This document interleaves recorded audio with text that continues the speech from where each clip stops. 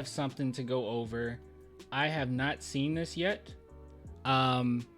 This was sent to me, and I can't even tell you who sent it to me. I'll be honest with you. It was a few days ago, but I did like it. But this says defensive versatility versus guarding better player among forwards. And I definitely want to take a look at this because I just got the vibe that we're going to find Sochan in a really, really great spot. But before we talk about that really quick, shout out to BetUS for sponsoring this video and this live stream for the duration of the entire season. As I always say, if you guys support the sponsor, you're supporting me. So check out BetUS. There's so many different things that you can bet on. There's sports books, live betting. We go to basketball here. I find this pretty funny because I just want to show you this. Very specific things to bet on here. So if you go to Ben Simmons, so this is NBA specials. Wemby was on here, but he's off, and that's Bronny James. So it's basically like who's going to get Bronny James. But Ben Simmons is one where I was like, what the heck is this? So will Ben Simmons retire before the start of the 2024-2025 season? Money line 500. If you go here, you can risk up to 25 and you'll get $125 from that win if he were to retire before the season. I have no idea, but there's a lot of Ben Simmons ones on here. Will Ben Simmons be on Brooklyn Nets roster for game 1 of 2024-25 season? Will Ben Simmons play game 1 of 2024-25 season? It's insane. It's insane. It's sad that we got to this point, but it is what it is. But yeah, guys, if you go to the link in my description, you'll get 125% bonus on your first 3 deposits up to $2,500. So what does that mean? That means you put in $100. That's $125 to play with. So use the link in my description and use promo code JOIN125 and you will get a 125% bonus on your first 3 deposits. Once again, link in my description and just use promo code JOIN125. BetUS, America's favorite sportsbook and casino. Live betting and racebook. We're celebrating 30 years with a historic offer. A 125% sign-up bonus on your first 3 deposits. Plus 10% gambler's insurance. Get started today. BetUS, where the game begins. All right, so let's take a look at this. Defensive versatility versus guarding better players amongst, let's read. So if you go, the farther you go up is guarding wider variety of positions more often, and the further you go right is guarding better players. All right. Let's see where our boy is. Let's bring it up. Here we go. Alrighty. So first and foremost, I want to start at the bottom. Who's at the bottom? Oh, Wemby. Wemby's at the bottom. Wemby's trash defensively. Wemby's at the bottom. I wonder why. That's kind of weird. It said forwards, so we're not. So is this like when he played forward? This might have been when he played forward, which was a very small stretch of time. Is that what they're going off of? Because I don't see any other centers here. There's Cat, who's been playing forward. Yeah, I don't see any other centers. So there's Keldon. So you can see Keldon. Yeah, that looks like Keldon right there. He's, well, I won't even say he's middle of the pack. Maybe slightly below average, which makes sense. I don't know why Popovich would put him in like very versatile defensive situations. I don't know why that would work that way. They put Wemby on the worst shooter so he can roam. Oh, that's a good point too. Yeah, that's a really good point. That's a good point. Yeah. It's just that this is based off of forwards. That's my only thing. It's based off of forward. Well, not everybody. Yeah, not everybody's a forward on here. I don't know why they based off. And this is Chetty Osman. I can see Chetty Osman right here. Man, these are a lot of players. You can see Kawhi up here. So a lot of versatility on his end and kind of middle of the pack as far as matchup difficulty, which is strange to see. And whoa. Okay. Do you guys see Sochan? It's like, where's Waldo? Do you see Sochan? He's one of the best in the NBA. There's Lou Dort over here. He's one of the best in the NBA. My God. And that is interesting because, yeah, Dylan Brooks, I knew he would be pretty high as far as versatility and like difficulty. That's constant. But good God, he does a pretty good job every night too. He's one of the best in the NBA as far as versatility on who he has to guard and the difficulty of his matchups. He's like there's almost no one better. That's insane. That's really random, Jacob, in the chat. I ain't even looking forward to the draft. How are you not looking forward to the draft? I'm going to make you look forward to the draft. We're going to do draft videos. You're going to look forward to it. There's no reason you shouldn't look forward to this draft. Yeah, there's no reason you shouldn't look forward to it, man. Wow. I'm actually genuinely impressed by this. Is that Usar? I'm saying his name right? The Thompson twin? Kuminga. There's like literally no one really ahead of him when it comes to, this is incredible. He's the top of the list. Wow. Let's see. Any other Spurs players that we missed? Let's see. Hey, look, Kyle Anderson.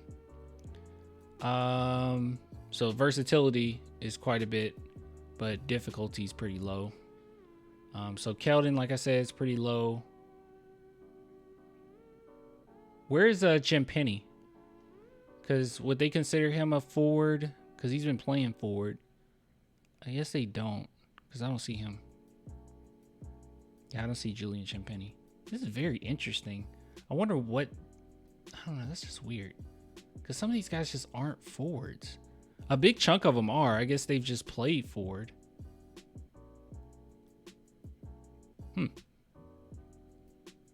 Sorry, I'm still looking. Nope. I don't think there's any other Spurs players I missed.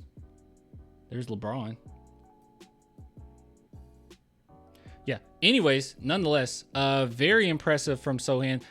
This is something that I think early on in the season, we knew that as far as sophomore players, he had like the most versatility, first or second most versatility. No, I think it was first most versatility defensive assignments. When he was playing point guard, it was ridiculous. The amount of the difficulty of his matchups, but it's still high. This guy's incredible. This is why I keep saying, dude, he doesn't have to be somebody that puts up a plethora amount of points. Just as long as he hits them when you need them. That's all that matters on the offensive end. And, you know, being a connector and what he does. But defensively, it's so incredible how he can just have that dog in him, play so tough all game long, engage the entire time. And it seems like he doesn't break a sweat. Jeez, doesn't even break a sweat. How many picks we got? This upcoming season, we have our own, which that'll be the most important one. So that could possibly be a top 3. And then we'll maybe I have no idea what's going on with the Raptors right now. But we might end up having the Raptors pick. So that will be 2. And then that's it, right, chat? Don't we just have, do we have like a couple seconds? Hold on, let me check. Because the ones we focused on right now is our lottery and trying to get Toronto's. But if we don't get Toronto's, we could very well end up with like 4 first-round picks next year. Because it'll just convey over to the next year. Let's see. Spurs. Draft picks. So many moves to make, to be honest. Spurs be all right. How many picks we got? Let's see. Yeah, okay. So, yeah. So, here we go. So, the Charlotte Hornets are really bad this year, so this one won't convey. That's why I said it'll probably go next season, right? So, we have our own. We have the Torontos. And then we could have had Charlotte, but we're not getting this one. Protected 1 through 14. That's not going to happen. But next season, that's where it's a bunch of them. Okay, so we don't have any seconds this year. All the seconds are in 2025. I don't know why I thought we had some seconds this year. I don't know what I was thinking. But yeah, so you have either 1 or 2 this upcoming draft. Regardless, though, you're going to have a top 5, more than likely a top 5 pick. Like, don't stress about it. We'll have like a top 5 pick. And in this upcoming draft, The talent gap isn't that crazy, to be honest with you. Like once you get out of like 2, like the gap between 3 and 8 or 9, like it's not that crazy of a jump. As much as I love Montes Buzelis, I'm not gonna sit here and act like he's just above all the other players in the draft. Like, no, talent wise, there are some other guys, that I think is fine with picking. Like Ron Highland is one that a lot of people bring up. That's a good one. I know a lot of people like Reese Shea. I'm not crazy about him, but he does have talent. So there's another one. Oh, someone just brought him up. There you go. Shepard is who we get. I don't really see why people are excited about Shepard. But people brought up Dillingham. Like, there's a lot of good talent in this draft. Okay, there's a lot of good talent. But if I'm the Spurs and I have a top 3 pick, I'm taking Buzelis. As of right now, we'll go over more draft picks in the future, but we'll get excited about it. But right now, yeah, you got 2 picks, so you good to go. Topic is injured right now. Yeah, I don't even like Topic as a player that much, to be honest. I've watched even more film of him. I still don't get the hype. I just don't quite understand it. Pistons are getting Sar. I personally wouldn't grab a player that's like near the same height as Wemby. Like, I just don't think that's a great idea. Great thing to do. Me personally. Just trying to fit that in and saying, all right, Wemby, you run power forward now, or vice versa. It's just, I don't really like that. And if you get somebody with a top 3 pick, like, they're not coming off the bench. We're not in that position right now. Like, we don't have enough talent to afford to have a lottery pick come off the bench. How high are our picks this upcoming season? Right now, here, I got you. Hold on.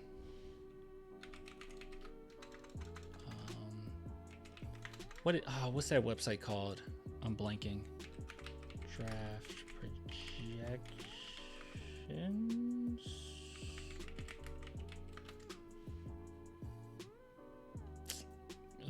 Crap, what's it called? Tankathon. Here we go. This is not what I was looking for. It's not big board either.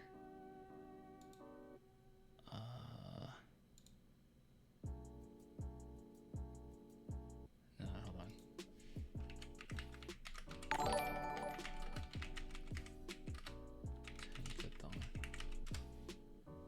Hey, thanks, Alfred, becoming a member. Here we go. Lottery odds, found it.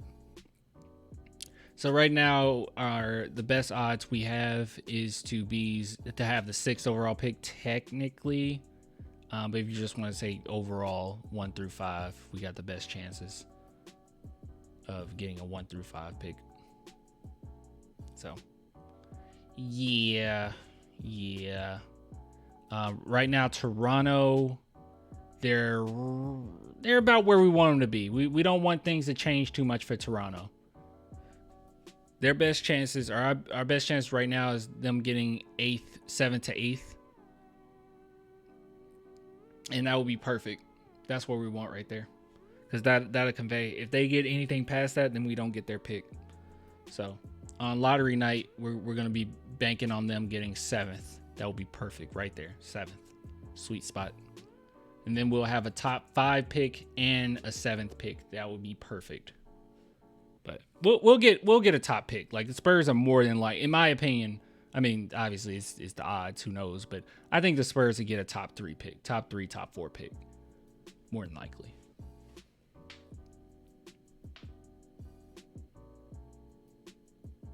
Which, like I said, you don't have to have a number 1 overall pick in this draft. And if the contention is that Alex Sarr will go number 1, I would not be mad with the Spurs trading off their first pick and going down a few. Like, I don't think getting Sarr is the right answer for the Spurs right now. Not when you got Wemby. I think most importantly, you need some type of defensive wing. But yeah. Yep. Whoever we draft, we can turn those 2 picks into superstars. I always have that belief that we can turn them into, I don't want to say superstars, but they don't have to be superstars. That's the sweet thing about having a Wembanyama. They don't have to be superstars. They can just be stars, or borderline all-stars. They don't have to be superstars for us to be some type of dynasty or whatnot. Like, yeah, I think Manu was a superstar. I thought Tony at one point in his career was a superstar. But you don't necessarily have to. Look at Jokic, right? I mean, the Denver Nuggets could potentially be having a dynasty in the making right now. I mean, I wouldn't say he has a superstar on that team. I mean, if you want to say Jamal Murray, but I don't think Jamal Murray is a superstar. I think he's a star. But I wouldn't call him a superstar. So you don't have to have that to be a successful team, and especially with the new what is it, players agreement? What's it called? I can't remember what it's called. I'm sorry, guys. I'm sleepy. I'm tired. But the new rules that the NBA put forward, you're not going to see a bunch of like crazy super teams. CBA, yeah, there you go. Yeah, you won't see a bunch of crazy super teams. It actually plays in our favor pretty well. We'll be all right.